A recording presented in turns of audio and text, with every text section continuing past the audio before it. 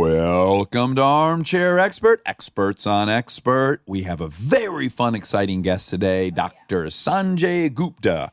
You probably recognize Sanjay from his work on CNN. He is their in-house medical expert. He covers an array of topics for them. He's won an Emmy doing that. Do you know that, Monica? I didn't know that, but I'm not surprised at all. He also does cool specials. And in fact, he's here to talk about a docuseries that he's doing on who is crushing it around the globe with different health aspects. Yeah. There are people that are doing it well, and we would be wise to model ourselves after them. It's called Chasing Life. Chasing Life with Dr. Sanjay Gupta on CNN. It's going to be a fantastic program. Now, in all honesty, we had a small window with Sanjay. And then traffic intervened. Yeah. And it cut that down even shorter. So just know this was a thrilling 50-minute interview for us that we wanted to go on for 2-3 hours. And I'm gonna be the first to say he's coming back. Yeah, our apologies for it being too short, and because you are definitely going to be wanting more. Yeah, because he is as are we. Juicy. Yeah, he's great. He's really fantastic. So please enjoy Sanjay Gupta. Also, just a reminder, tomorrow tickets for our live show in Seattle go on sale at 10 a.m. Pacific time. Go to our website. There'll be a link there to get tickets. ArmchairExpertPod.com. Please enjoy The Good Doctor. We get support from Quince. Have you been wearing the Quince linen shirts? Yeah, I've been wearing them a suspicious amount. Yeah, European linen ones, they're $34, which is genuinely insane for how nice they are. It doesn't even make sense. Well, here's the deal. They work directly with the factories, cut out all the middlemen, so you're paying for the actual quality and not some brand's marketing budget. Everything's 50 to 80% less than comparable stuff. I love it because it's all very classic and traditional, and I know I'm going to be able to keep it for a very long time, and the quality's off the charts. That's true. The style is very consistent. Whatever you get there, you walk down the street, you're going to look good. They have these lightweight cotton sweaters, which I love for when it cools down at night. It's nice drape around your shoulders in the summer and then throw it on when it gets a little cool. And it's not just clothes. They do home stuff, ding, ding, ding, travel stuff, everyday essentials. It's all the same model, quality without the markup. Make your summer wardrobe easier. Go to quince.com/Dax for free shipping on your order and 365-day returns. Now available in Canada too. That's QUINCE.com/Dax for free shipping and 365-day returns. Quince.com/Dax. He's an armchair expert.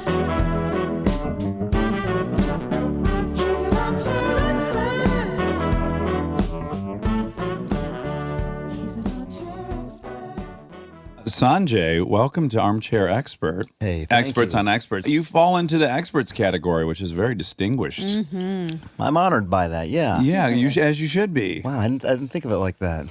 So what was so fun for me is that your folks in 1960 moved from India to Livonia. That's right. Where in Livonia did you live? Right by the Wonderland Mall. Oh, okay. There was an Arby's there. So Harrison Road, yes, that's right. And a Ponderosa across the street by Kmart. You really know this. Did you know the B&B little drugstore? Yeah, absolutely. So if you went down that street, that's where our house was.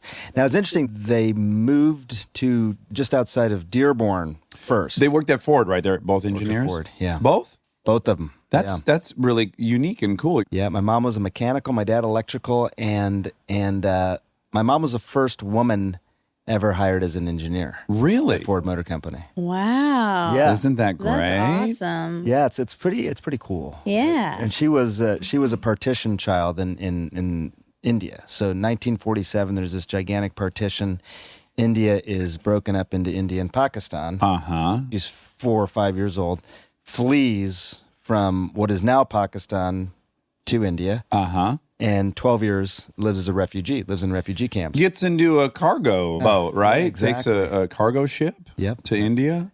Goes down to Karachi, and it's funny when you live this life with her, and it's just so part of your thing, and you never really talk about it. And then I hear someone like you actually know the story. It's all bonkers, right? It's bonkers, yeah, because it's just such a part of our life. But yeah, so she then decides she wants to be an engineer one day, which is What do you know? What car she worked on in particular? Was she assigned to a platform or anything? yeah. She did a bunch of. They had various cars. So the Taurus and the Taurus chassis was a big one. Shared with the Sable, The Sable, Mercury that's Sable. right. Uh-huh. Your cars. Yes. Yeah. They had a very exciting addition called the Show Taurus, which had a Yamaha engine super in it. high output. Yes, marine Show. engine. Yeah, and every now and then she'd get to bring these cars home just as a test thing. Yeah. And I was, turning about 15, 16 at the time, so it was fantastic. We had a stepdad for a few years who was the ride and handling engineer in the Corvette group. So he not only brought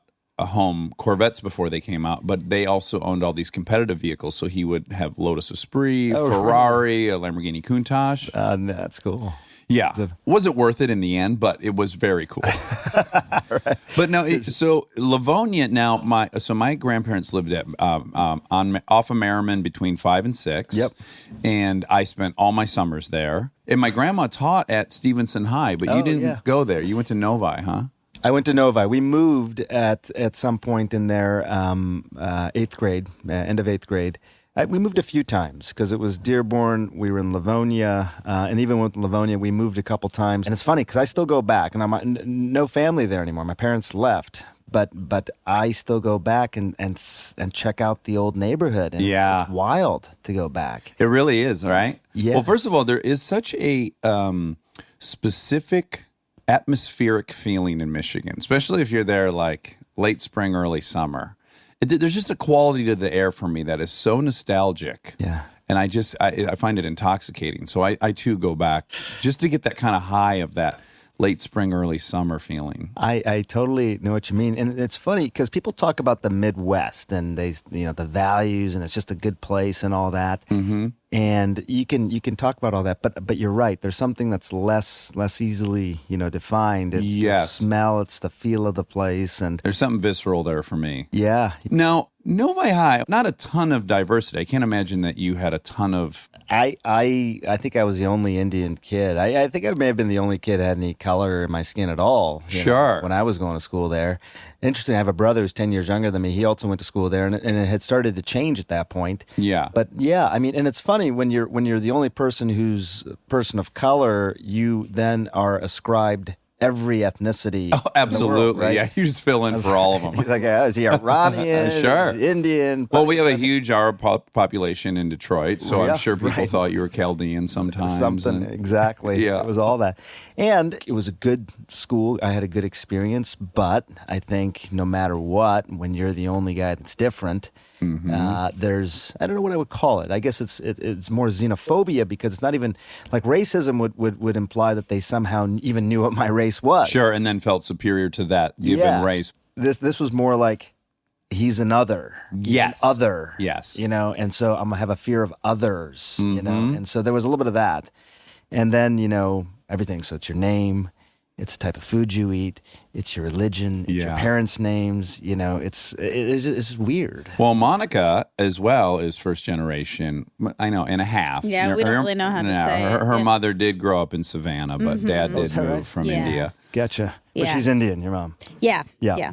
But they moved when she was 6, so she really grew up there. Monica's 100% pure. We did the 23andMe, and she is as pure as it gets. Yeah. Nothing else in there. That. Yeah. Proud of it. But she similarly grew up in Atlanta, Georgia. Mm-hmm. And so she very much wanted to be white. Is that true? Oh, yeah. Did everything I could to be as white as possible. Just to fit in? Yeah, I mean, I assume. I mean, it happened so early that I wouldn't really be able to pinpoint, like, oh, I'm doing this now. But I'm sure it was just wanting to fit in with everybody else and being accepted. How did your parents, how did those conversations go with them about that? Or did you even have conversations? If I could say as an outsider, very progressive, not as traditional as you would imagine. Oh, they're not traditional at all. But, I mean, of course, when I would come home and say, like, I wish I had blonde hair or something, like, they'd be like, my mom would just roll her eyes at most of those comments, but she wouldn't really, We didn't really have many big conversations about it. I mean, I wish we had, because she probably could have said like why that was wrong, but she was just like, ugh, just okay. Just watch Friends and do all the white girl stuff. Yeah. But we had a guest on here, Reshma. It's kind of similar dynamic as Monica, and then went the other way. So it's kind of like you can either really assimilate, or you can attempt to assimilate and it doesn't work. So then you find your tribe. And in Reshma's case, she ended up hanging out with other Southeast Asian folks that she assembled kind of a crew of some Asian kids. And so, so what was your method? So it's interesting. I don't know how old you were when you wanted to be white, but when I was a kid... well, she's 31. Age 1, probably. But I wanted to change my name. Oh, sure. I wanted to be Steve. Sure. That's as American as it gets. Yeah, and it was Steve Austin. Yeah. $6 million man. Yeah. You're too young for that. You don't remember. I know it. Okay, all right. But Steve Austin. So, and my name started with an S. So Steve, it seemed like and that was going to fix everything. Oh, right? sure. Went to my mom. And it's interesting. I told my mom, and I think I was probably 6, 7 years old. And interestingly now, especially when I look back on it, her immediate response was, all right, let's do it. Uh-huh. Like maybe that was a thing she could give me. Sure. Because she maybe recognized that maybe it is hard for, a little Indian kid in a very, very homogenous small town. I'm going to add blue collar to that mix, too. We lived in a very blue collar town. Yes. Where we lived on Harrison Street, that street, this area, but that was blue collar town. Oh, my grandpa was in the Wonder Bread Bakery Union. Yeah. It was a lot of union workers, a lot of line workers, wonderful place to live. But that's what it was. And then she said to me, are you sure you want to do this? Because, maybe you shouldn't try and be like everybody else. It was sort of that same thing that your friend Reshma, I guess, went through. Do I assimilate? Do I not? And I decided that I did not want to assimilate. And I'll tell you, I think that was a really pivotal point in my life. Because the idea then of embracing your differences, I didn't really necessarily go hang out with a lot of South Asians after that or anything in particular, but I think for the first time I saw myself as an individual. Oh, yeah, Which I know is kind of a weird thing to say, especially when you're 5 or 6 years old, but I still remember that really well. Well, no, as a comedian, that's the end goal, and it can take people 30 years to find their voice, basically. And to be distinctive. To own what their difference is and not run from them. And here's another thing, and I'll just throw a hypothetical at you. You're obviously an incredible student, right? You ended up going to U of M, and do you believe that had you been super embraced and busy riding bikes and building forts with all the blue-collar white kids, would studies have had the same priority? Is your life on a different... Are you at a vantage point now that you could go, oh, well, that thing that was challenging probably defined me and made me the person I want to be? That's a really good question. I think that what I would say is that I think the difference was I was able to dig deep into topics that interested me, because I wasn't out building forts, riding bikes and stuff like that. Yeah. I think I could have done well in school without having to dig deep into those topics. And just saved all that for college, maybe? Yeah, right. And so I was able to have more interests. Some of them were academic, some of them were just interests. I got interested in history. I got interested in, I was thinking about medicine, but I wasn't sure, but I got interested in the history of medicine. Just like it's a pretty gory history. It is gory. Like, at what point do you think, okay, it's okay for me to cut somebody open and try and heal them? Like, sure. Like it's just that pivotal inflection point in medicine was so interesting. Or even didn't they, like during the Enlightenment, they would they were like paying grave guys to get in there and open up some bodies because they really weren't allowed to. That's how they started to learn anatomy. The early stuff's based on like equestrian stuff, right? That's like they cut up horses and they're like, I guess this is probably maps on pretty well, right? Body, yeah. It was all animals. I mean, it was considered, just absolutely sacrilegious to think about opening the body. Some of the first operations where they would take these flints, these sharp, hard rocks, and basically hit the skull to basically let out these bad humors and rubors and dolors. But what's amazing about that is they were successful because there is, if you're a forensic osteologist, they healed That's right. Isn't that nuts? How do you know all that? Anthropology. Yeah, it's amazing. And it was down at the Aztecs, right? They could open up the skull and it healed. We don't know how those patients did. We don't have a lot of medical records from back then. Right. But, when somebody has trauma, which is how most people died early on, if you had trauma to the head, you got bleeding. And the whole thing about the skull, unlike any other place in the body, is it's hard. So if you have bleeding, the blood has nowhere to go. If you open up the skull, you just relieve some of the pressure. You can actually save somebody's life. So when that pressure builds up, does it start constricting the brain itself and preventing oxygen from getting? Yeah. Like, what's actually killing it at that point? There's three things that are basically in the intracranial cavity, in the skull cavity: the brain, blood vessels, and cerebrospinal fluid. And you have a fixed ratio of these things at any given time. Right. When you start to add something else, in this case blood, which is pushing on the brain itself starts to get inflamed, and there's no place for it to go. So the blood vessels that are providing blood to the brain, they get constricted. Okay. And so you start losing oxygenated blood to the brain, and also the blood that's trying to get out of the brain can't leave. Right. So the brain starts to swell. Yeah. And that's the real problem. The brain swells. Eventually, it pushes down into the spinal canal. And that's what's called herniation. That's a term that people use in the medical community. But when the brain is herniated, it means it's pushed down into the spinal canal. Oh, And interesting. That's what direction it moves. That's right. Oh, wow. It pushes on the brain stem, and you lose your ability to breathe on your own, to regulate your heart rate. And It just occurred to me, you know everything about brains, obviously. I love the brain. Theoretically, Yeah, you that's right, should. Yeah, you're a There's right around neurosurgeon. when I decided to keep my name, that's when I decided to study the brain. Let's quickly, because I think most people don't know this, and this was one of my more fascinating things I learned in anthro was that Neanderthal, that their brain was about 1650 cc's in size, and that the modern Homo sapiens like 1500. And then, so it's quite conceivable that they were smarter than us. It's supposed to be a pejorative to be called a Neanderthal, but it's kind of weirdly a compliment, right? I mean, you were smarter than me. No. He He just wants you to think so. So he's That's right. I had bragging. 4 things I thought about and I'm already through 2 of them, so I'm going to pace myself. You've already stumped me twice. I did not know that, but big size of brain, the density of the neurons in certain parts of the brain. There's parts of the brain that are called eloquent parts of the brain. That is what they're called, and that's because they are the most functional parts of the brain. So not all of your brain is super functional. I mean, it's more like you have a bunch of cities, and then you have a bunch of roads to allow those cities to connect. And much of the brain is the roads. But there are some cities, and you want those cities to be the most densely packed, eloquent parts. Yeah. And so it's more about those areas than the overall size of the brain. Okay.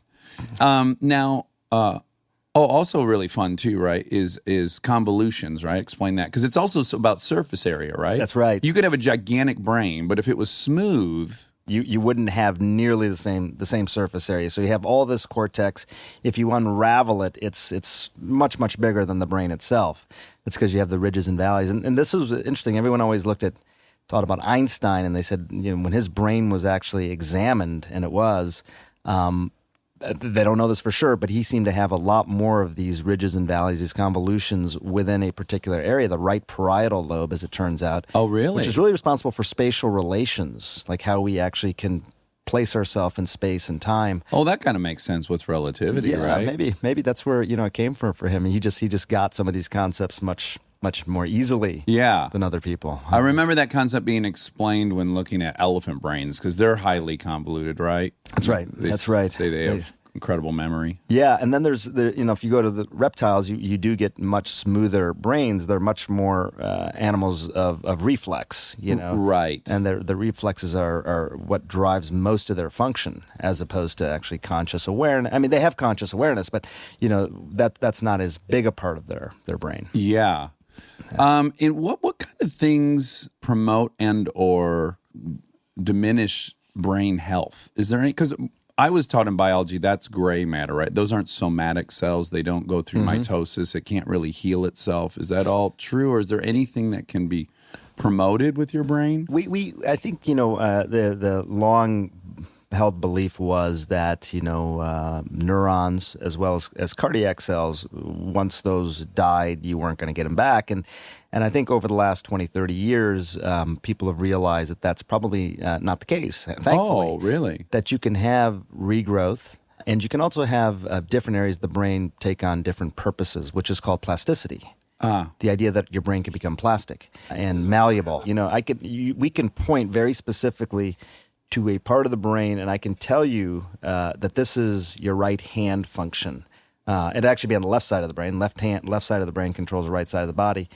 And if someone has a stroke right there and they lose upper extremity function, at some point in the future, they could regain that strength because other areas of the brain close to that motor area could take over. So the motor area does grow back, other areas start to chip in, and that's sort of relatively new thinking over the last few decades. Yeah, well, that's kind of comforting. It is. It's totally changed the way we think about stroke rehabilitation, brain injury overall, even things like concussions that have led to some sort of The CTE. longer-term problem.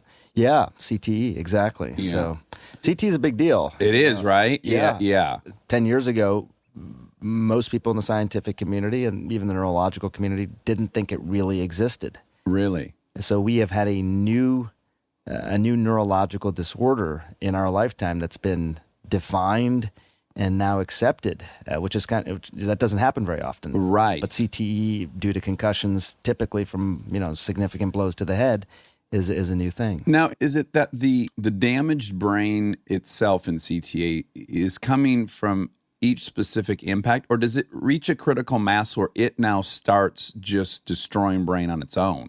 It appears to be due to these repeated blows to the head. So some people seem to be more vulnerable than others. So even with fewer hits to the head at a younger age, they've already developed evidence of CTE in the brain. I personally have seen this tragically in the autopsy of a 17-year-old Really? football player. He died. He had taken a blow to the head while playing football and then took a second blow to the head, and that's called second impact syndrome. And that's probably what led to his death. But the family asked for an autopsy, and within his brain, he had these deposits of these plaques, like amyloid and things that you'd see in an Alzheimer's patient. You saw it in the 17-year-old's brain. Is that because there's just pooled blood in there that kind of gets viscous or something? They're not sure. They think that the proteins, the amyloid and the tau that they're called, are responding probably to some sort of injury. They're not blood per se; they're proteins, but they're coming probably in response to the brain being injured. There's been a belief that if we have these infections early on in life that may not cause us to be sick, we wouldn't even know that we had them, but that the brain responds to that infection and lays down all this amyloid and tau, these proteins, and then later on in life, that leads to symptoms of Alzheimer's, memory loss and functional problems. So is it an infectious disease early in life that leads to Alzheimer's later on? We don't know, but they're starting to look at all these different possibilities. I've also heard people talking recently too about like gum health, Yes. and that can migrate and cross the blood barrier. Is that true? That is your mouth and your gums are a potential large source of inflammation in the body. And so when you have inflammation, you're basically you're telling your body's immune system, release the hounds, release all the inflammatory cells.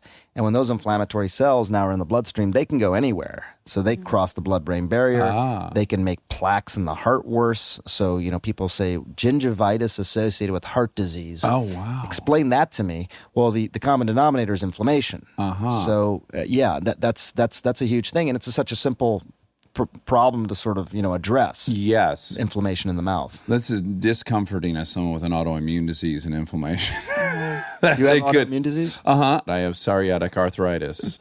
My wife suffers from that. She does. Yeah. I would love to hear your opinion because I have a total just armchair layman's theory on all these autoimmune things, which is I think we're all allergic to a bunch of food. We just don't know what it is. And then it manifests itself in all kinds of autoimmune things. Oh, my God. So, look, we need like another hour. Okay, Let me just tell you really quickly. And this may sound familiar to you. For her, steroids, methotrexate, Enbrel, Humira, Otezla. She's been on all these drugs, Yeah. right? She did the TNF inhibitors, all these things. I mean, there were times when the doctors said, look, this is a medication that is probably going to shorten your life. It's cardiac toxic. It's toxic to the heart, Yeah. but we think it's the only thing that's going to work. But here's the reason I'm bringing that up, to your point. In the end, it is quite possible that she has an allergy to something known as balsam of Peru, which is it's a naturally occurring substance in Peru in trees, but it's used as a food additive to all sorts of different things. It's so ubiquitous you don't have to label for it. Oh, wow. And they believe that it is an allergy that subsequently has caused her immune system to flare up and look like psoriatic arthritis. So she gets the Joint joint pain. symptoms, Yeah. and will get rashes in these sort of odd places, and Yeah. the whole thing. And it's been really wild. And by the way, I got to tell you, I'm a doc and I'm a medical reporter, so I kind of know the medical system. Yeah. I don't know what it was like for you, but that was the most challenging thing Oh. to navigate and figure out how to get her care. And I am so skeptical and cynical on everything. And it took me going through every single Western medical option before my wife finally forced me to go do Panchakarma cleanse with an Ayurvedic. I never say that correctly, but Ayurvedic, yeah. yes. And lo and behold, after 10 days with them on mung beans and rice, I had no inflammation. They gave me a diet. When I follow that diet to the letter, I'm pretty pain-free. It's very hard to follow, but that by far of anything I've tried, that's been the most successful. And that's where I was just like, I mean, I don't think the Ayurvedics know scientifically why it's working. It doesn't really matter to me, but it worked for me. It's maybe a restrictive diet. It's Yeah. insulating you from the things that maybe you're reacting to in some way, I guess, Yeah, and again, they didn't do blood samples, which is Right. where I'm saying I don't think they were looking for markers of anything. Yet here we are. This woman said, "Here's what you're going to eat." I did it, and it worked. So, what am I going to do? Look, I mean, some of that stuff has just been around for 1,000 years, right? We always want the double-blinded, randomized trial, the evidence. And look, I'm all for that. But Yeah. the thing is that who's going to do the trial on the beans and rice diet for psoriatic arthritis?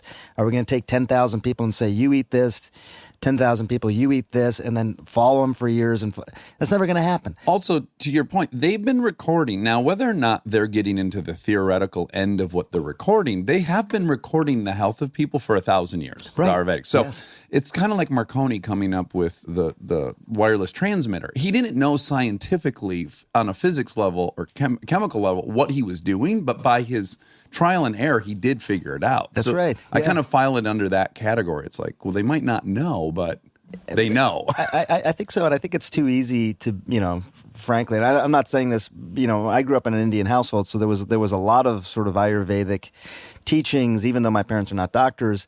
But, in some ways, people are very dismissive of these things, and there's a sentiment sometimes if it's not made in America, if it's not stamped made in America, Right. that it doesn't have value or it has less value. And first of all, some of these traditions have held up for hundreds, if not 1,000 years, and that's got to mean something. Yes. And then Kerala, I don't know if you went to Kerala and when you were doing the cleanse and stuff, but that's where a lot of this stuff happens, and you have some of the highest literacy and health and overall, sort of wellness rates in the entire country. So there's evidence, of living that sort of Ayurvedic life Yeah. can be beneficial. And I've seen it. I got a chance to go to Kerala and see that, and it's pretty. Where's Carol? Kerala's That's where my parents are from. your parents. Oh, from really? Kerala. Oh. I had never been to, it's funny, India's country, and then it's like 20 countries because you can go to Yes. different places, and it's like, it doesn't even feel like India. Yeah. Kerala's on the southwest coast. It's beautiful. It's just this really, Yeah. Well, ironically, her parents, when they visit Santa Barbara, they said to her, "Oh my God, we feel like we're home." I'm like, "What? I That's know, not and what I I was like, think of when I think of What? India." But they do think of like water the and beach and yeah. And probably like, people who are healthy. Yeah. Like we think of health as like being this necessary evil thing. We have to like think about our health. And over there, it's just part of how they live. Yeah. It's just, which may not be that different in Santa Barbara. I don't know. Right? Yeah. And like, you like eat and you think, okay, I'm really going to think about what I'm eating. Right. But like, is that food functional for me? Is it going to provide something that I need later in the day? And, like you may think about it with regard to a workout, like I'm going to be working out later, so I should have some more protein now. But that's just the way of life in Kerala. Yeah. Food had function. Right. Like a diet is created for a society typically because of palate, right? It tastes good. and it's got good mouthfeel. But for Kerala in the Ayurvedic diet, the diet was created because we're looking at food and we're saying, okay, this food has this function, this food has this function, and here's what you should eat, and here's the time of day you should eat it, and then we'll do the palate stuff after. I mean, the food's delicious, right? But what drove it was not palate as much as function. Yeah, which is just how I think people should eat, how humans should eat. Yeah. No one would fill their car up with cough syrup. You understand that this thing it requires fuel, a certain type of fuel to perform the function it was designed to, but you don't really approach your body that way. And No. you probably should. And also, it's stacked against us. They make it so easy for us to just satisfy that palate and the texture. Eat I know. pasta all day.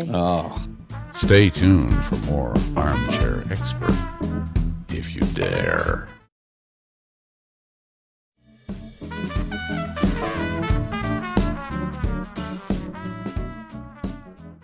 I got young kids. You have Yeah, young we kids? have all daughters. all daughters. Yeah. They're sweet. I mean, it's the best thing in the love world. it. And I don't know how it's with Kristen, but I kind of get to be the hero. Especially when I'm gone, I come home and I'm the hero, and I feel bad because they've been at it with mom for a couple of days. When I'm gone. And then I swoop in, and I don't mean to like cut her legs off. Fresh patience. Yes. But she just gives me this look like, really? You're going to come in and be fun, Dad? All of a sudden, they've been arguing for 3 days straight. But it's just the way it goes. I know that relationship changes. Yeah. There's ups and downs with moms and dads with the Yeah. kids. But right now, it's awesome. Yeah. It's What really ages good. are they? 13, 12, and 10. Oh wow, that's supposed to be like really on the precipice for you of I know. craziness, but I'm holding my breath. uh-huh. But right now, it's good. Oh, good. Yeah. Yeah, I have one friend who's an older friend of mine who has daughters that I witnessed go all the way through high school, stayed best friends and kind to each other. I'm like, it can happen. It can happen. I just know that all I needed to know is that it is possible. I have a brother. I had no sisters, so I never knew little girls. It just wasn't something that I knew. What has shocked me sometimes, and I don't know if your kids are still 4 and 6. 4 and 6. Okay. Yeah. So they're still young, but I'm amazed sometimes the way my girls and my wife talk to each other. Like, I mean, it's just, you're the meanest mom ever. I hate you. Whoa. Yes. And I will take them aside sometimes, and I will say, hey, look, first of all, we're not friends, just we're your parents. Just let's be clear on this. Yeah, This is yeah. there's no equivalency in this relationship. Number 2 is that woman over there will be your best friend one day. So please don't say anything that you're going to kick yourself 10 years from now and say, I wish I hadn't said that. Yeah. Just don't say anything you're going to regret, I guess. But it's amazing. Well, moms and daughters. there seems to be a predictable pattern. And there's moms and daughters, and then dads and sons. For me, that was a very dicey. yeah. There's a lot of alpha jockeying. Right, and, I'm sure, yeah. Oh, really? Are you the man of the house? I'm a little bigger than you now. Is that we're still going with this? Yeah, Dad, but I'm still growing. I think it's easy to make that person, the same gender person, feel like you are going to be that. Yes. So then whatever they do that makes you feel crazy or annoys you, it triggers you to feel like, now I'm going to be that, or I might be that, and I don't like it. So then it's really heightened. That's interesting. Yeah, I do. think. I think that's a good point. I agree. See yourself a bit. Exactly. And in maybe a scary way. And you're almost defining yourself against mom or dad, Yes. going, I don't want that life. So Right. now you start kind of attacking it or being critical of it. Yeah. Maybe this gets back to the whole wanting to be different, right? I mean, I don't know. I love my parents, but the idea that I will become my parents, that shouldn't happen. I should be my own man, my own person. Yeah. So. I think you have a very interesting life. And I feel like you have, so just in a nutshell, you graduate from Novi High, you go to U of M, you then get your degree in neurosurgery from U of M. Yep. And then I find this so then you're pretty immersed, I imagine, in the world of academia and then the world of medicine. Yeah. And then in 2003, you go to Iraq with the invasion of Iraq and become a doctor there. How did that come about? I had been practicing medicine. I was writing a lot on healthcare, and I'd become a journalist, mainly going to talk about healthcare policy. That was my interest. I worked at the White House writing about those Before issues. 2003. Before 2000. Oh. Yeah. Back in, I worked for the Clinton administration. Late 90s, I worked at the White House. Oh, wow. And it was all healthcare. Really, healthcare was a big issue for the Clintons at that time. And when I started working as a journalist, I was thinking it was going to be healthcare policy. That was my interest. And then 9/11 happens, and the invasion into Iraq and Afghanistan. And I was always interested in how people get cared for in war zone settings. But all of a sudden, I was there as an embedded reporter, and as it turns out, the only neurosurgeon also within the area that I was reporting.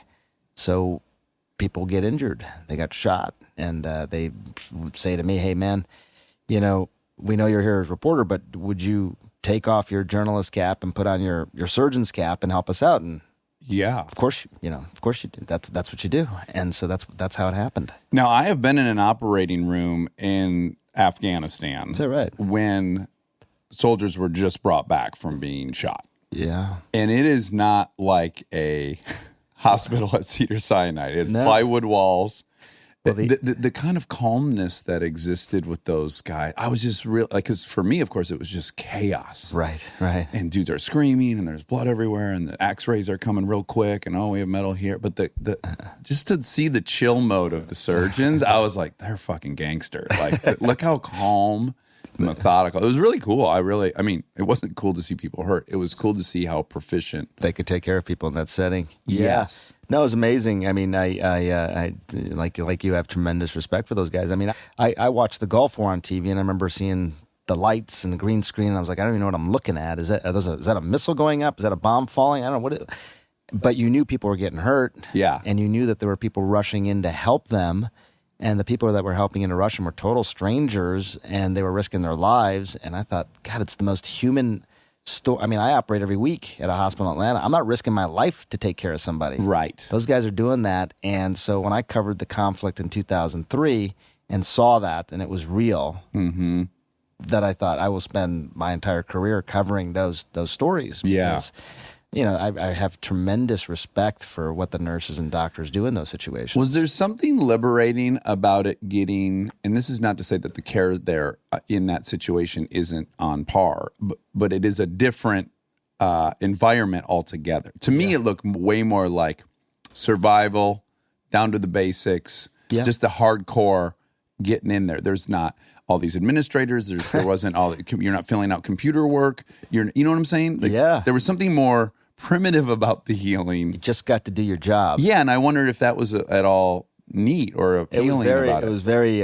very neat. I mean, there's certainly, this feeling that you're going to take care of somebody, that if you don't take care of them, they're going to die.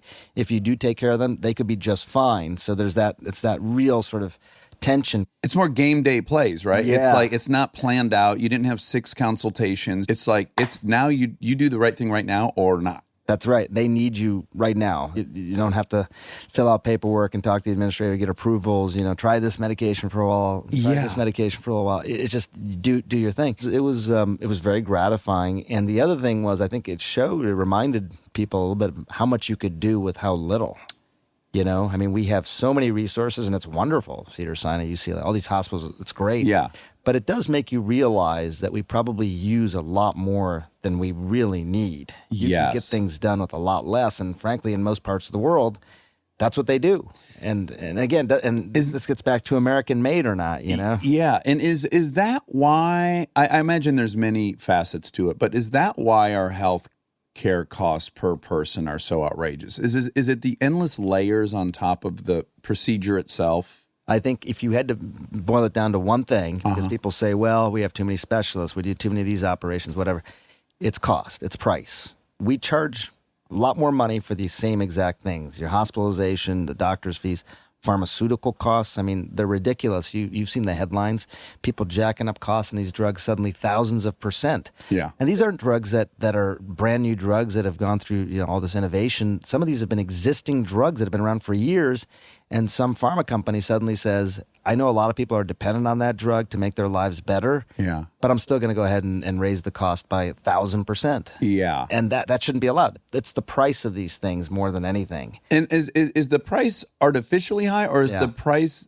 It is. It is. I mean, So I was going to say, is it to cover all the uninsured folks that are coming through the system? No, I mean, because this is the private side of the system. You know, the uninsured folks that are coming through the system oftentimes are paid for, if they're getting care, by the public side of the system, through Medicaid or Medicare, whatever it might be. Right. You couldn't identify who the buyers and sellers are of products. Like if you were running the system, you'd say, well, you're charging me too much for that. Here's how much I can get for it over here. Give me a better price. Yes. Problem is in healthcare, we don't know who the buyer is exactly. We don't know who the seller is. I was doing an operation on Monday, and I asked, because I knew I'd be talking about this a little bit, I was doing a spine fusion. I said, how much does this spine fusion hardware cost? Oh, yeah. Very simple question. Yeah. And I got some answer that was a version of, well, that's complicated. It depends. I go, no, that thing right there, that I'm putting the patient, how much does that cost? Like, is it $5, $500, whatever? Well, it depends on which hospital it is, which surgeon it is, which department is doing the operation.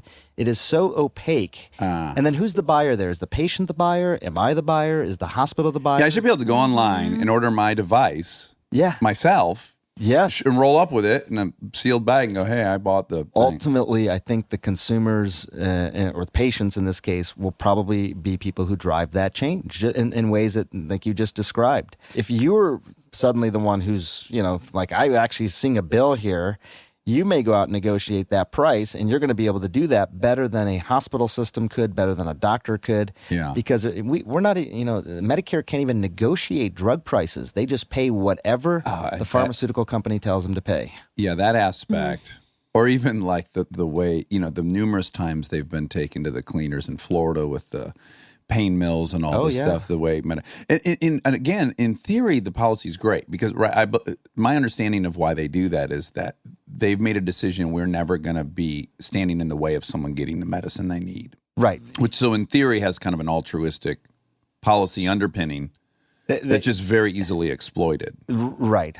There can be good things certainly that come out of these sorts of decisions, but the problem is that the ramifications overall for our healthcare system is that there are a lot of people who don't get what they need as a result. Yeah. If the decision was made to say, hey, look, we don't want to get in the way of people getting their medications, great. I appreciate that it was not malignant motives that started this. The problem is that you got tens of millions of people in this country who don't have reliable access to health care. Mm-hmm. And look, if you and my wife didn't have reliable access to health care with this autoimmune thing, I mean, some of these drugs were $30,000 a year. I mean, it was ridiculous. I mean, there's no way we could have possibly afforded that. Yeah. And that is the reality for tens of millions of people. So, we have a healthcare system where 100 years from now, people are going to go, so let me get this straight. You guys were so good at innovating and creating these new drugs and these new treatments and procedures, and you can scan things from the moon and whatever, and then the people who really needed it couldn't have access to it?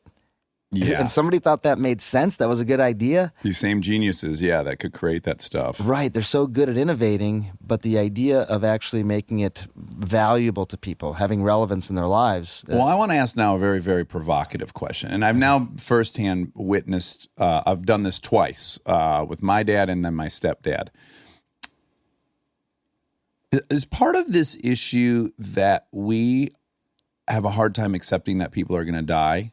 Mm-hmm. To me, it seems like we spend a really disproportionate amount of money, resources, and time on people in their last year of their life. Right. Like we just throw the kitchen sink at someone with, in my dad's case, small cell carcinoma. Well, he was going to die in 3 months, really, no matter what anyone did. And at best, maybe we were going to get 6 months out of it. But I was just watching the fucking dump truck of money and options and all this. And I thought, he's now consuming more medical money than I will probably my whole life until I'm in the same situation. Right. Could we clean up a big chunk of this by just getting more realistic about, hey, people die?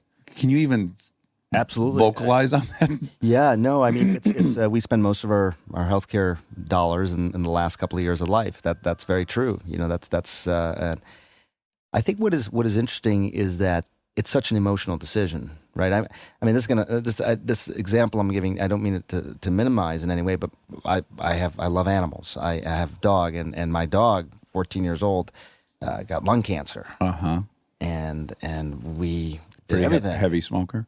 Yeah, actually, I did wonder why I got what is it in our house? Yeah, it's a little scary. But he had lung surgery, and people, friends of mine, your dog got lung surgery. Sure. He had a chest tube. He had a chest tube, and we did everything for the dog, and we knew, that it probably wasn't going to really extend his life, but we also felt like we couldn't not do it. And I'm just being totally honest with you. This isn't a healthcare policy comment. This is more just a personal comment. Sure.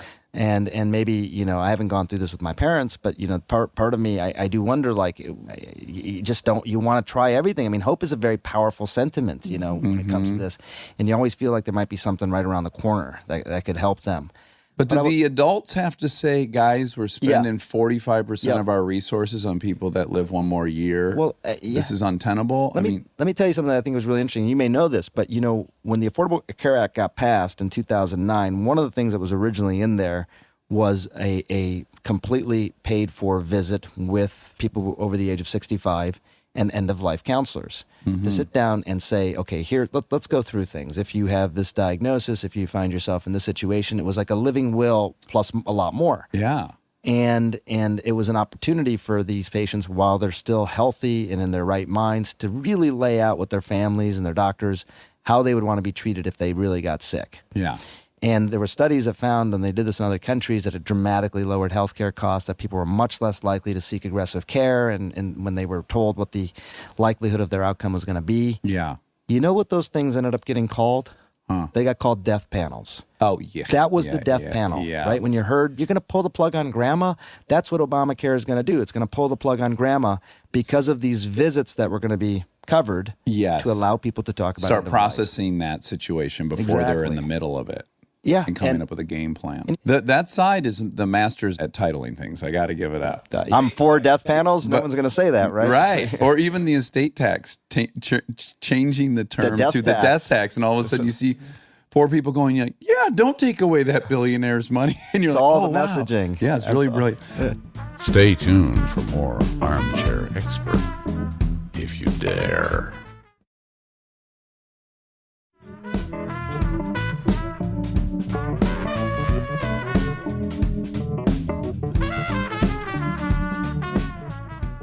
I am heartbroken that you and I don't have enough time. I think I could talk to you for 3 hours. So you have a new docuseries. Yeah, it's called Chasing Life. Travel all over the world, looking at what I think are interesting health practices.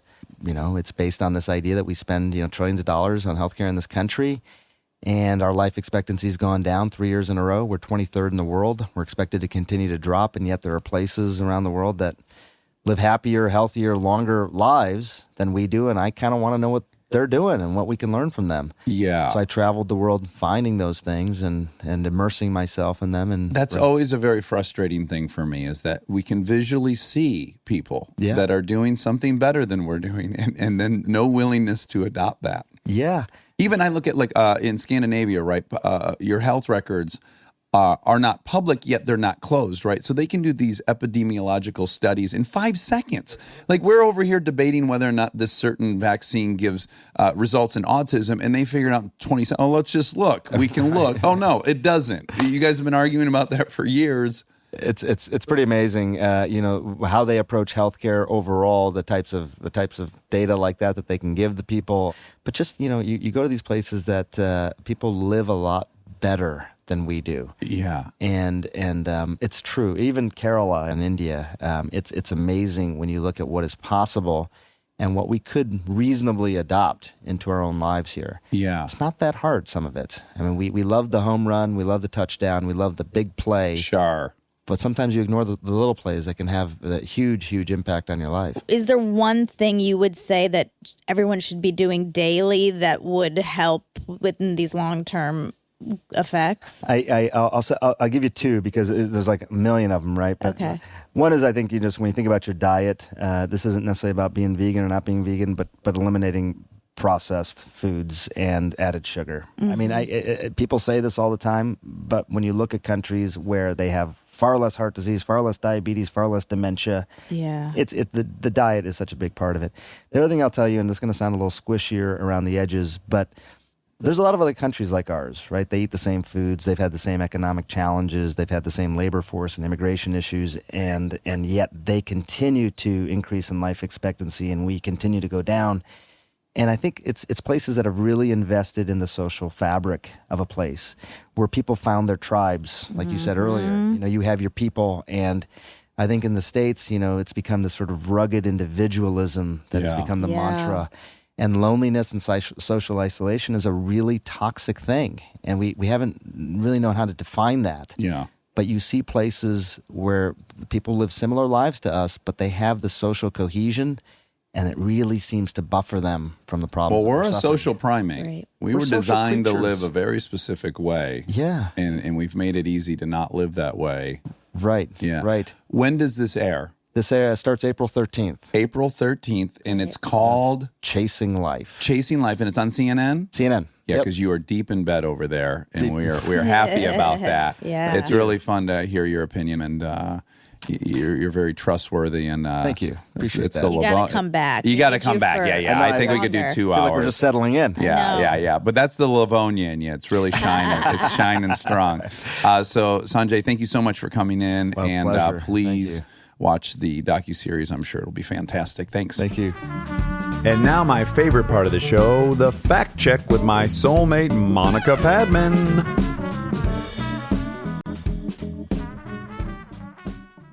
Man, man, man, man. Man, man, man, man. Mana. Monica. Boy, that can't be done. That's Do you think you could do it? No, Oh, I don't. you'll never do it. Never. But that was a nice try.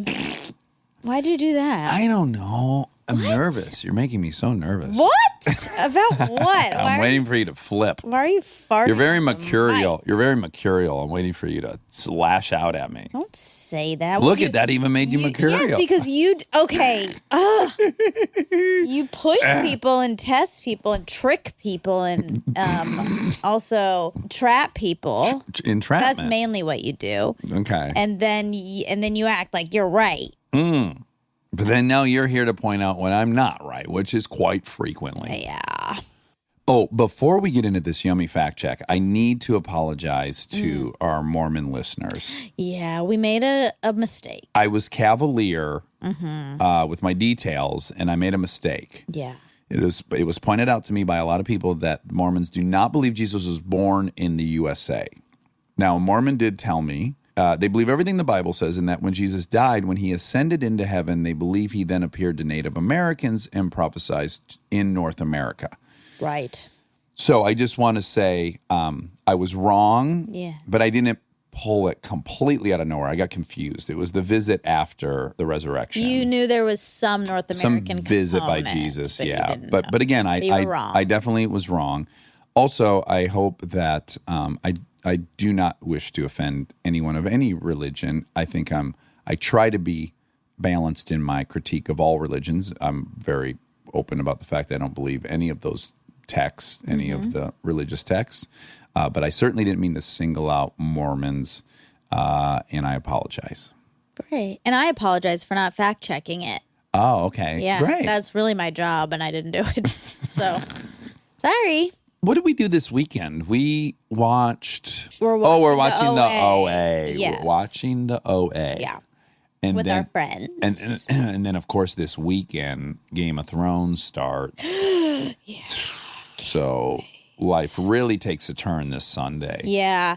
It's very interesting because I don't remember anything that's No. happened in that show. No, and in fact, 2 nights ago, I started rewatching season 7. And boy, it was like I was smart. watching it for the first time. I kept thinking, like, I'm probably going to get bored because I know what's going to happen. I don't. I don't know what's going to happen. Yeah. It's so dense. You just forget it all. Are you watching with subtitles? No. If I go back to rewatch, which I would like to do, I'm going to watch with subtitles. That might help with all the confusing names. Names. I think it will help with that. Yeah. I'll tell you what I was reminded of, which makes me so happy. The Hound.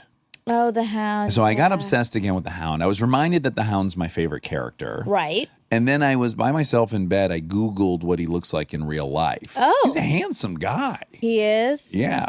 Yeah, he's good looking and he's a big gentleman. Right. That's why you like him. I do like him, and he's I think he's like he was a painter in Scotland or something. Oh. Yeah, with his hands and stuff. You know what I'm saying?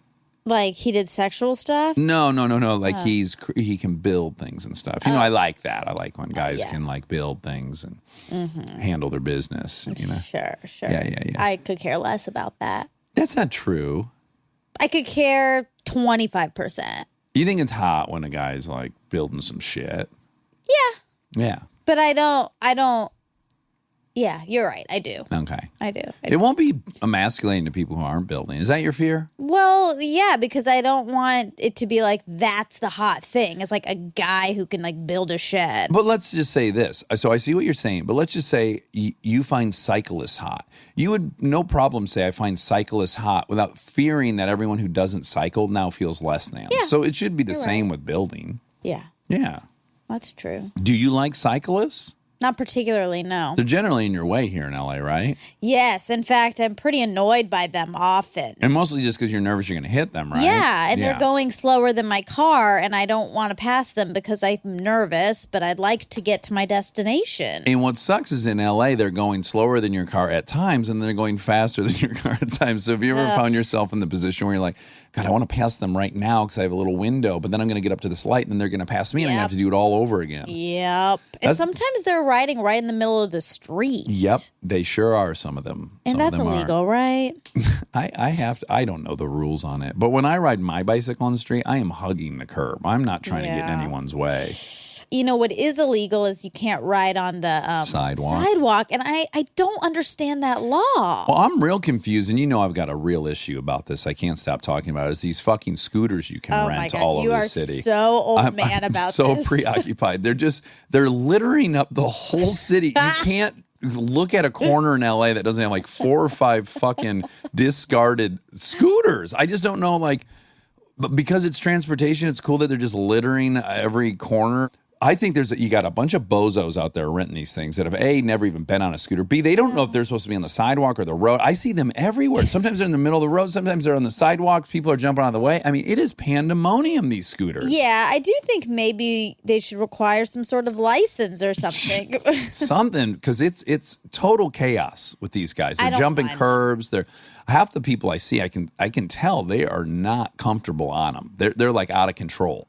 They go like 25. Yeah, they go too fast. Yes, it's too fast for someone who's not adept at a scooter. Yeah. In LA traffic, up and down the sidewalks. But I like what it represents. It's like anyone can get anywhere. That part's cool. It's democratizing, I guess. Yeah. And conceivably, it's cutting down on traffic. Exactly. I think that probably was the original point. I'm sure that was the sales pitch where the city said, sure, you can litter these fuckers all over. Just leave them in the middle. I'm waiting for some asshole to get off at a stoplight in the middle of the road and just leave it in the center of the street. I guarantee you'll see it. No.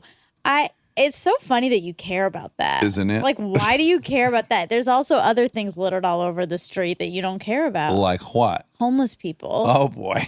Okay, well, I do care about them. It doesn't. And I'm concerned about them. You're really not championing that cause. Well, no, I work with PATH. I've donated money to PATH. I've done move-ins for PATH. Okay. So you can't say I haven't. You're adjacently. Yeah. I mean, I've done it to make my wife happy. Yeah, but it doesn't me take too. away the fact that I gave money and stuff to them. Right. I'm not taking Well, away you're trying that. to take away my contribution. I'm not. But do you think you're an advocate for homelessness? I don't know how I feel about homelessness, to be totally honest. Exactly. Well, Ethan at work last week brought up, I guess apparently some thought experiment by Jonathan Haidt, who we love. Height, yeah. That if people want to live on the street, is it up to us to impose our will on them that they shouldn't be living on the street? Like if there are any kind of proposals where there'll be housing built and then it'll be mandatory that they leave the street and get into those houses, his thought experiment is like, morally, is there anything wrong with living outside? I guess I'm probably fucking up his whole point, but this is what the conversation ended up being at work. Okay. Which Ethan was saying, look, if someone loves living under the overpass, who are you to say that they shouldn't be doing it? Like, what ground are you standing on? What's your moral high ground here. You'd have to probably say they don't know what's best for themselves, which gets into a big liberty thing, and I don't know. I wish I knew the exact numbers, but many of the homeless population here is probably not with a mind that they could make that decision. Well, I can say this because in an anthro class, I had to do a ethology on Skid Row. So I hung out there for a couple of weeks and I interviewed all these people. And I can just tell you my thing, 90% of the people I talked to were either addicts. That was the vast majority. They're just addicts. Yeah. If you're an addict, I know addicts, and housing's not the issue. Yeah, but And then another significant percentage, of course, was people that had been in hospitals or institutions for mental illness that were now just roaming around the streets. yeah, that's a problem, I think. I don't think those people are choosing, like, if I could pick anywhere in my life to live and I'm weighing pros and cons, I'm going to pick under the overpass. I don't think that's I happening. can't imagine making that decision, but I can't presume to know if someone might not prefer that. Here's You're walking down the street here, you see them. You see Oh, I see a ton. Yeah, they're Yeah. all over right by my house. Yeah, they are. Most of the ones, because I often will give them food, like when we order food for a party, I'll go under that viaduct and drop off like a shitload of sandwiches, Generally, the person I give it to is pretty high. And I'm like, Right. I don't know if they're really hungry for a sandwich. Or they're really hungry. No, they get hungry? Oh, that's No, they're that'd be high. pot. Yeah, they're Well, not smoking weed. You're still hot. Yeah. Here's the crazier one. You know the feeling I had after watching Wild Wild Country when the Rajneeshis invited all those homeless people from all over the country Yeah. to live on the compound, and it couldn't be done. They started having to drug them because people were getting violent, and it was not the right decision, but they decided to drug them. Eventually, a couple of them choked Ma Sheila, my girlfriend, almost killed her. And my conclusion after seeing that, I was like, okay, well, the history of why we have so many homeless people, one of the big reasons is there were all these exposés in the 80s about mental institutions and how they were just like worse than solitary confinement in a prison. They were just horrendously run, and people were just chained to wall. I mean, it was so terrible. Yeah. That the answer was just to shut them all down. They didn't think like, oh, well, let's make them Fix them. Yeah. So they shut them all down. Then they just dumped all the people onto the streets. Horrible. Yeah. So then I was thinking, okay, well, it's not better for them to be in some leaky, damp fucking isolation in a mental hospital. Yeah. The streets are a better option for that. In LA, at least, it's warm. I'm driving around all day long. I'm seeing thousands of them a week. I don't see any violence. You're not seeing it in the news all the time. Well, it's no. not like a huge violence problem. And then I was like, well, even if you built a beautiful compound up in Oregon like the Rajneeshis did, you send them there, that won't work. And I started thinking, is this the best solution? I think the solution is you make those places better. Make those places institutions. livable and rehabilitative as opposed to a horrible place. That I just don't wonder doesn't if have to be that. Well, I guess the big thing is, can they leave? And if they can't leave, then they're incarcerated. And Yeah. if they can leave, would they just leave? I have a hunch that a big chunk of people would just leave and choose not to live in an institution. They'd rather just be walking around downtown LA. I don't know if they would rather. We don't know if we haven't had the option of having good care. Yeah. I also think a lot of cities have built the housing, and I think there's like fiscally conservative people are opposed to that. Like, why would we give these people all these resources and not people who are like working, but they're under the poverty level, but they're actually working? So great. That's a logical thought. But in those cities where they've built lots of housing for them, the toll that they take on the emergency room visits, on the police department, on the arrests, when you add up all the expenses of someone incurs living on the streets, it's much cheaper for us to actually just have housing for them. Mm-hmm. So in that case, it's still more, or some of these cities at least, it's more fiscally responsible. Also, those people are complaining about the problem. Those people are complaining. Like they don't like Yeah, they don't seeing like that there's a bunch of homeless homeless people everywhere. Sure. So if you want a solution to that, that's the solution. It's going to cost money. If you're fine with your city just having homeless people everywhere, then Well, that's where I'm actually, myself, I've been exploring that thought. Like, is it time for me to just be fine with this? It seems weird, right? And it seems defeatist, like I've surrendered. I don't think it's a good place to get to, no. That you're okay with seeing people on the brink of death, basically. Only if you know they have help them. Well, only if you know they have options, that options exist and they're not taking them. Then it's a pretty guilt-free assessment, I think. No, that person wants to live under a bridge. Yeah, I just don't think we have that. Right. Only after we would have all those services would we know. I think so. Okay. Well, that was a big tangent. So he was talking about his mom was a partition child. The partition was in August 1947. British India won its independence from the British and split into two new states that would rule themselves. The two new countries were India and Pakistan. East Pakistan has since become Bangladesh. The partition of India forced millions of people to leave their homes to move to the other state. This was the largest forced migration of people that had ever happened, which was because of war or famine. His mom was all caught up in that. Yeah. I watched a little bit of his episode of his CNN show where he went home with his mom, who had not been there since she was 8 years old or 6 years old. Yeah. And she knew the house she lived in. That's it was really wild what she remembered. Yeah. And she said that, which came up on the podcast, that she left on a cargo ship just packed in with people. Right. Oof. Steve Austin, Stone Cold Steve Austin, professional wrestler. Yeah. He acted like I didn't know who that was, but I acted that way? No, he did. Oh, he did. He just said you're too young. But you know Stone Cold. Yeah, I think that's just like a name in the zeitgeist people know. You think he's reached the Hulk Hogan status? I think. You know Hulk Hogan, Andre the Giant. Yeah. Stone Cold. Yeah. Dwayne The Rock Johnson. Sure. There's one other one. Goldberg. I feel like I know that one, even though I didn't watch Goldberg. I don't wrestling know. then. That's a guy. He's a big one, right? Goldberg? Yeah, WCW guy. Yeah. But he's not a name that everyone knows. Well, you also know there's a lot of Stone Cold Steve Austin jokes on Good Place. Oh, that's true. Yeah, so you're hearing that I there. am hearing it. But that's why they can make that joke, because it's so ubiquitous that they can do that. That's if someone right. did Goldberg, that would not hit.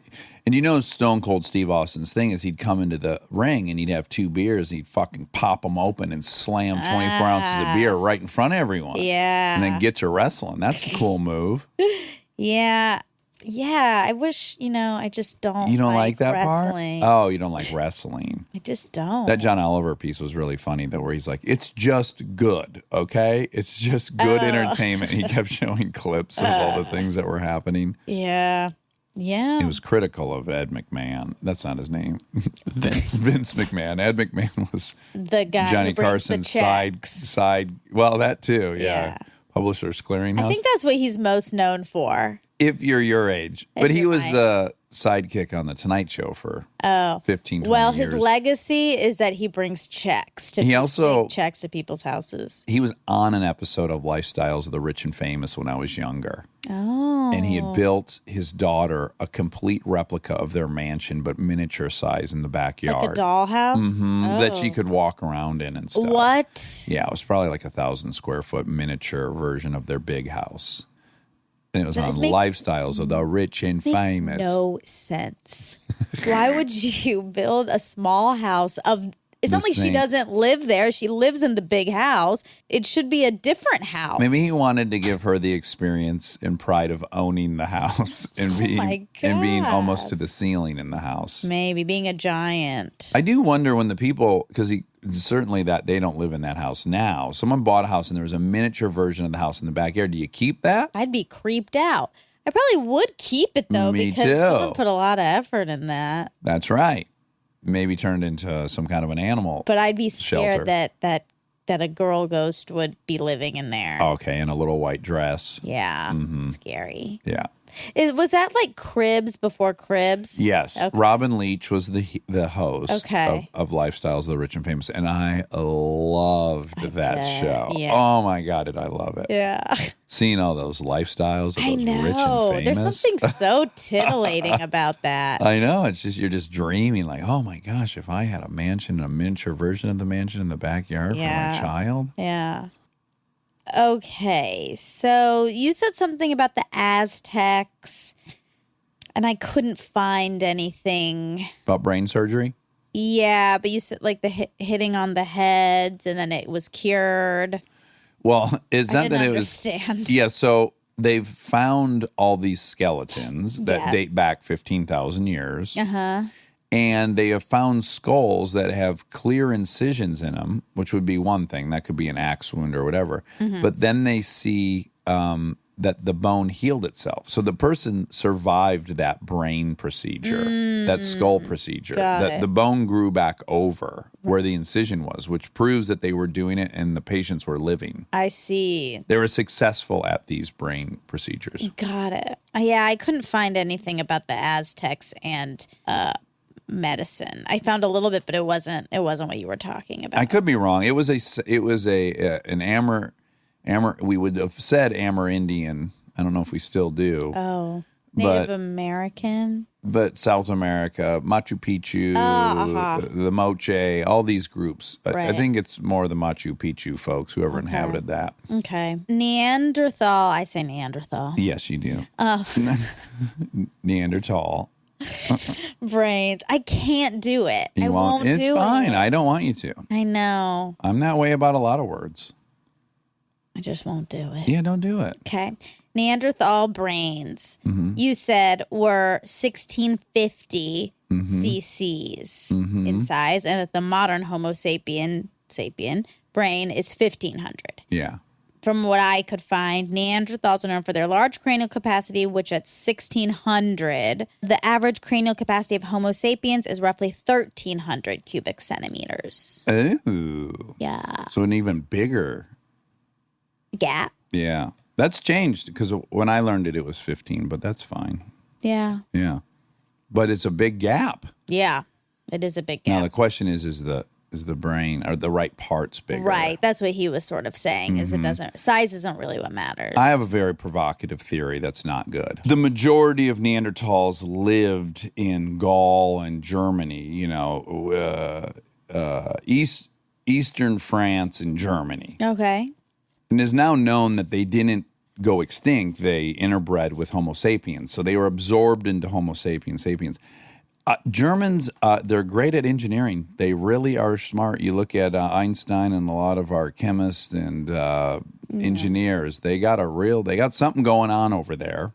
And I think that 1600 brain CC has been absorbed in that population. That's why they're so good at math and engineering. Yeah, They're also, I don't think when you go to that's true. Germany, like those guys are a little stouter and their forearms are bigger, which are all signature signs of Neanderthal body type. Okay. So I think that the Neanderthals really alive and well in Germans. Okay. He said that size is not an indicator. It's not the only indicator, right?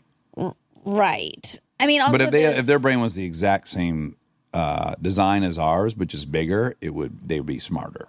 If the Well, no, neocortex was the same proportionally, if their cities were denser, then yes. Yeah. But there's plenty of gray matter and all of that. yeah. I'm just saying if the brains all being equal and one's bigger, then they're going to be smarter. And there are tons of people in Asia who are amazing at math. I would say the majority of the good math people are in Asia.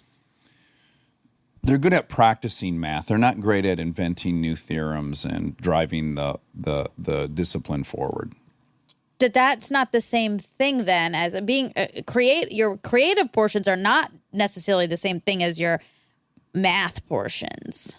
If in you're your creating brain. within math, yes, then that part of your brain is not only understanding all But the the current math, but innovation- able to comprehend a math that no one else has even comprehended yet. Yeah, that's true. Yeah, I don't think that's true. I guess my point would be you could get a computer to do math better than any human, but you can't get a computer to invent a new math or the theory of relativity or... I mean, some people would say otherwise in regards to AI, that eventually that AI will be able to. In the future, it might be able to. I'm just saying currently it can't. Right, currently, yeah. Okay, balsam of Peru. Ooh. Yeah. also known and marketed by many other names, is grown in Central America, primarily in El Salvador and South America. Used in food and drink for flavoring, in perfumes and toiletries for fragrance, and in medicine and pharmaceutical items for healing properties. It has a sweet scent. In some instances, it's listed on the ingredient label of a product by one of its various names, but it may not be required to be listed by its name by mandatory labeling conventions. It can cause allergic reactions, with numerous large surveys identifying it as being in the top 5 allergens most commonly causing patch test reactions. May cause inflammation, redness, swelling, soreness, itching, and blisters, including allergic contact dermatitis, inflammation and soreness of the mouth or tongue. Ooh. Yeah, lots of yucky stuff. Lots of stuff. And he was saying this was the thing that was triggering his wife's That's what psoriatic arthritis, yeah, that's right? what they thought. Yeah. Yeah. Yeah. I'm so glad that he was up for that theory, because I really think that's what's going on with everyone. So we talk a little bit about Ayurvedic medicine, and you say, like, you don't know if they know the science behind it. Right.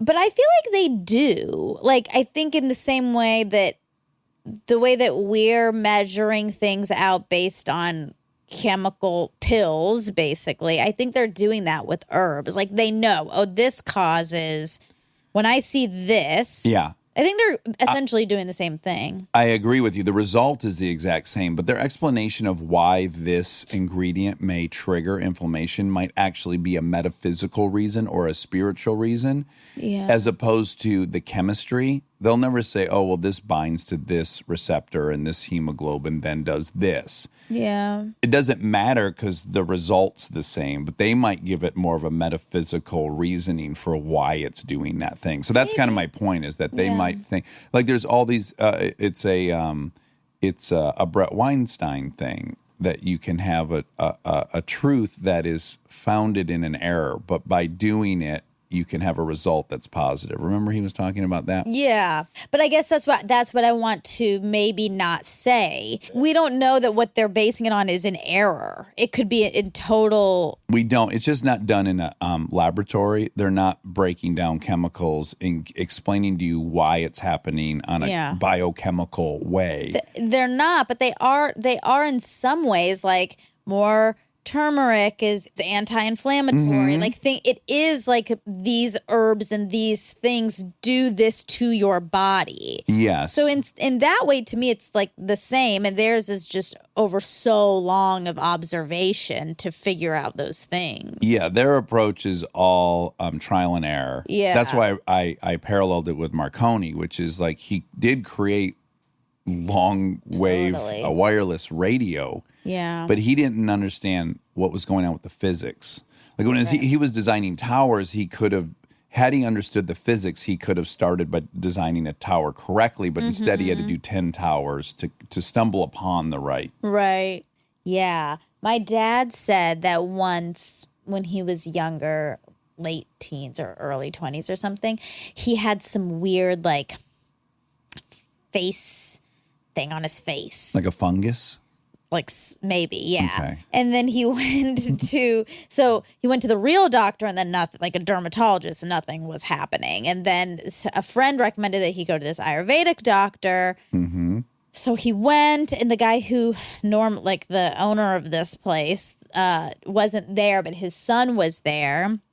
And so his son, like, gave him medicine. It was a pill. It was in, like, a capsule. Oh, it wasn't a salve. It wasn't a topical. No, okay. It was a real pill. A digestive pill. Yeah. That, he went in the back and mixed something up and then made it into a pill and then gave it to my dad. And then it didn't work. So he was like, oh, this is bullshit. This is bunk. Yes. But then he was like, still having these face issues. Mm-hmm. So then he went back, and then the real guy was there, the dad. The OD, the original dad. The original doctor was there, and he saw it. He looked at him for like 1 second, then went in the back and did his thing. Okay. And then my dad took it, and like the next day it cleared up. Clearing up.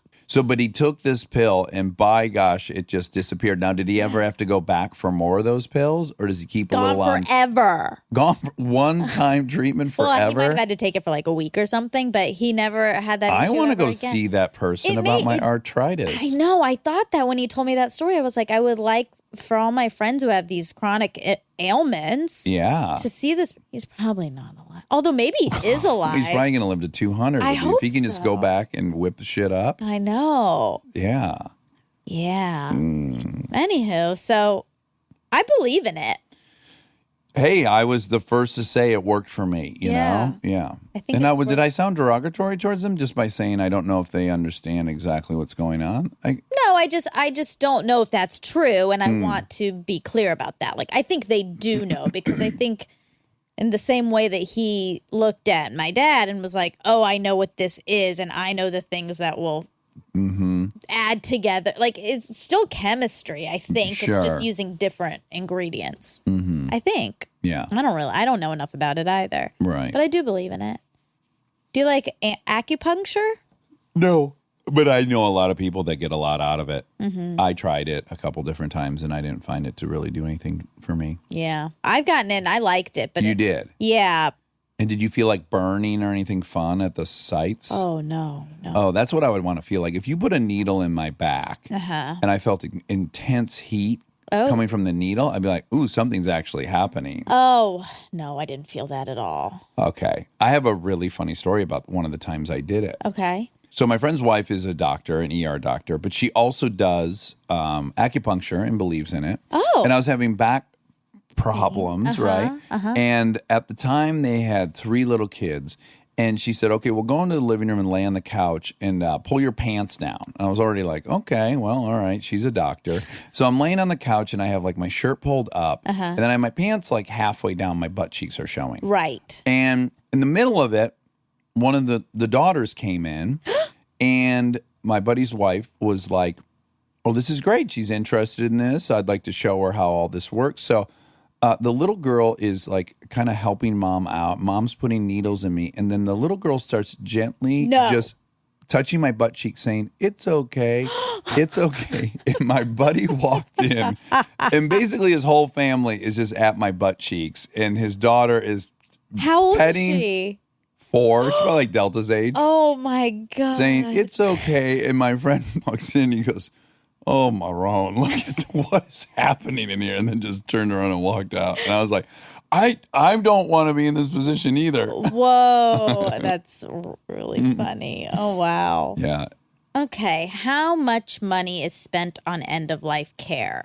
Turns out there's some controversy on this. According to healthaffairs.org, although end-of-life medical spending is often viewed as a major component of aggregate medical expenditure, accurate measures of this type of medical spending are scarce. We use detailed healthcare data for the period 2009 to 11 from Denmark, England, France, Germany, Japan, the Netherlands, Taiwan, the United States, and the Canadian province of Quebec to measure the composition and magnitude of medical spending in the 3 years before death. In all 9 countries, medical spending at the end of life was high relative to spending at other ages. Spending during the last 12 months of life made up a modest share of aggregate spending, ranging from 8.5% in the U.S. to 11.2% in Taiwan. But spending in the last 3 calendar years of life reached 24.5% in Taiwan. 3 years. This suggests that high aggregate medical spending is due not to last-ditch efforts to save lives, but to spending on people with chronic conditions, which are associated with shorter life expectancies. So, I guess it's... But that's their conclusion. I wonder if I agree with that, just based on the numbers they just threw at us. Why? Do you think I have the ability to disagree with the conclusion?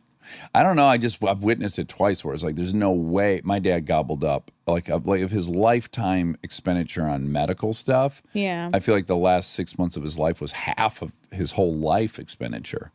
And same with my stepdad, maybe even more for him. He was never at the doctor. Yeah. And then, just hundreds and hundreds of thousands of dollars in the last 2 years. What I'd love to see is a study of the total amount of money spent last year in America on healthcare, right? Let's say it was $1 trillion. And then what percentage of that was spent by people in their last year of life? And if it were like 20% of that $1 trillion was spent, that's what I am suspicious is the case. Yeah. And I think that's what a lot of people say. And I do think the numbers between 20 and 25 people say. But it says here, spending during the last 12 months of life made up a modest share of aggregate spending, ranging from 8.5% in the U.S. To 11, whatever, that's Taiwan. But they're saying 8.5% of the total amount spent. Yeah. But then you're going, okay, well, how many people died under care in the U.S. last year? I don't know, it was 100,000. There's 300 million people that are getting normal care. Yeah. Yeah. Yeah. It's pricey. Yeah, we throw a lot of money and resources at it. We do. I mean, I don't know that I think it's bad to do that. I just don't think it, again, this is just having gone through it twice. I don't know that it has a ton of impact in many cases. Yeah. You know? Yeah. There are certainly, even with Barton, there were a couple different medical options offered where it was going to be $60,000 a month. My God. And at best, the best case, it said it added 9 weeks of life. Right. And then I read this crazy article in the New York Times about like these kind of decisions you're making where it's like $180,000 for 12 more weeks in the best case scenario. And people having to make that decision. I know. What a decision to make. And a lot of people end up having to make it. And I guess for me, if I'm in that position, I hope that I go, guys, let's not. Just blow a bunch of money for 12 more weeks. I know. The thing is, I don't think it's the person. No. It's the people around them that want 12 more weeks. Yeah, of course. Yeah. And in that moment, you're like, yeah, I'll pay everything I got to spend 12 more weeks with you. But then a year later, you're like, I spent every single thing I had. And was those 12 weeks really? Yeah, because also. In my experience, they're bad 12 weeks. Yeah, I know. I mean, he had fucking radiation on his brain like weeks before he died. I was like, Dad, why are we? Right. And like, he wanted to keep going. He did. They came in and the guy was like, look, you have considerable cancer in the brain. And I said to the doctor, I said, the only reason I would say yes to this, is it more painful for him to die of the brain cancer than it would be the lung cancer or whatever one of these cancers? Sure. And he said, no, that's not like one's more or less. And I was like, then I don't see why you'd want to go through radiation. And then he went through all that radiation. And all it did is just he slid downhill very fast after the radiation. Yeah. And it was all this money. And I don't think it helped anything. And he died weeks later, I know. So for me, that was like a bad version of that. Right. And when it all depends like under what lens are you evaluating it. So it's in a bubble on its own in a vacuum. Yes, you just do it, right? But then when you start looking at the fact that maybe there's 300 million Americans and that we have a finite amount of money we're going to spend, and are we going to spend, a big chunk of that on people that, going from 12 more weeks to 16 more weeks versus shift that money over to a kid who's going to get a ton of preventative care. Yeah. Then now it is a real moral quandary. I know. It's not a moral quandary if you're rich and you want to throw money at that, whatever. Yeah, you can do whatever you want with your money. Yeah. But when you look at the fact that most of the healthcare in the country is subsidized in some fashion or another, is that how we want to spend money? Or do we want to spend it on younger people who have their whole life ahead of them? Well, yeah. I mean, it's also weird. It's also tricky because in our system, like the young people are paying for the old people to have that. So I guess Yeah, that's how the pool works. Yeah. And is that fair, I guess? Estate tax. Death tax. Death tax. An inheritance or estate tax is a tax paid by a person who inherits money or property on the estate of a person who has died. The term death tax was first coined in the 1990s to describe estate and inheritance taxes by those who want the taxes repealed. Frank Ian Luntz is an American political consultant, pollster, and public opinion guru, best known for developing talking points and other messaging for various Republican causes. His work has included assistance with messaging for Newt Gingrich's Contract with America and public relations support for pro-Israel policies in the Israeli-Palestinian conflict. He advocated use of vocabulary crafted to produce the desired effect, including use of the term death tax instead of estate tax and climate change instead of global warming. Interesting, right? Very effective, both. Yeah. Both of those. And you know what's funny for me is I am personally opposed to estate tax because I already paid taxes on this money. I made the money. I gave half of it to the government. This is now my money. You took your half. Yeah. And now you're going to take half again if I want to give it to my kids. Yeah. So I hate it. Right. With that said, I also recognize where the country goes if we're just passing on multi-generational wealth to people who don't have to do anything, and then other people are born and they don't have that. So I think the system invariably would become hugely lopsided if we weren't taking back half that. Yeah. Yeah. Yeah. So ultimately, I think for society and the country, it's a good thing, even though I personally don't want That makes sense. my kids to pay it. Yeah, that makes sense. That's all. That's it? Yeah. All right. Well, I sure hope he comes back. Me too. We did not get enough time. No, he was yummy like Yuval. Yeah, exactly. Yeah. Like time just boogied by with him. And he kept dropping these little nuggets like he worked for the Clintons and all these things that we could have just talked to you about for so long. Went to war. Yeah. We talked a little bit about that. Yeah, but how cool to be there as a journalist and then just start operating on people. I know. To have a real skill like that. Yeah. That no matter what you're in town doing, you're on vacation, you're there as a journalist, and the need arises and that you got to spring into action. It's kind of like a superhero. Well, I like it. I know. I always think that on the airplane, like when they have to be like, is there a doctor on here? And I'm like, oh my God. And I'm always so happy when there's a doctor and there's always one. They're flying everywhere. I'm so happy about that. And I do feel like that. I'm like, thank God there are people out in the world with that skill that can save someone on an airplane. Yes. Has that ever happened? I have to imagine a lot of them are in a dicey situation, though, because like if you're an oncologist and they say, is there a doctor on a plane? You have to say, yes, you're a doctor, but you might not know shit about clearing an airway. But they know, they do. They all still have know? some basic knowledge. Better than us. Way better. Okay. And I think I would be what willing if they've been drinking, though? They've most certainly been drinking. You know, they're on that airplane. They're not expecting to see any patients. I And then all of a sudden know. they have a patient. They're probably, again, still better. Still better drunk than a regular person. Than me dead sober. Yeah. Although I do think I could perform a tracheotomy if necessary. No. Yeah, you hollow out a ballpoint pen, a Bic pen, and then you just slam it into the esophagus to get that air in there. I'm willing to do it to save your life. Well, please ask around if there's a doctor before you start. No, I also have poking the me fantasy- in the neck with a pen. You know, I also have the fantasy that they're going to go, is there a pilot on board? And there's not. Oh. And then I will volunteer. I think of anyone on the plane that's not a pilot that might have the best chance of landing it with instruction from air traffic control. I think I'm the guy. Why? I have this fantasy all the time. I'm like, I'm so good with mechanical devices. I could definitely land this plane if coached to do so. So confident. Well, let me ask you: would you would you rather you land it or me? Definitely you, of course. Okay. But I don't know who else is on the plane. I'd have to hear everybody else's story. Oh, we don't have too. time for that, Monica. We'll just go, oh, this guy races motorcycles and cars. He's certainly the next in line to land this airplane. I don't know that. What do you think, the stewardess or the stewards? I actually probably would. No. Somebody who's on a plane all the time. That and has being some on the plane experience does no. doing that. They need a field with throttle, with thrust, with braking, all these kind of things that. I just saying, if I'm on a plane and they need a pilot, I'm the guy. If there's no pilot. Also, I flew in a helicopter in the passenger seat and he let me fly for a minute when I was on without a paddle, and I did a darn good job. Okay. Without any instruction. Okay. And I was like, if all hell breaks loose, I'm the guy out of Lillard, Seth, and I'm going to fly this helicopter. Yeah, a helicopter. I think Seth, because he sits in that cockpit all the time. He says he likes doing that. Remember, he said that when he was on He the would air. sit in the jumper seat of the airplane. Jumper seat. Yeah. That's I in the still think cockpit, I've right? driven with him. I still think you'd want me to land the helicopter. And that's no disrespect to Seth. He's an amazing person. But it's not this. How do you know? It's not. I'm going to ask Kaylin. We have a friend who's a pilot, and I'm going to ask how similar of our it is friend to group. driving a car. I make no claim that it's similar to driving a car.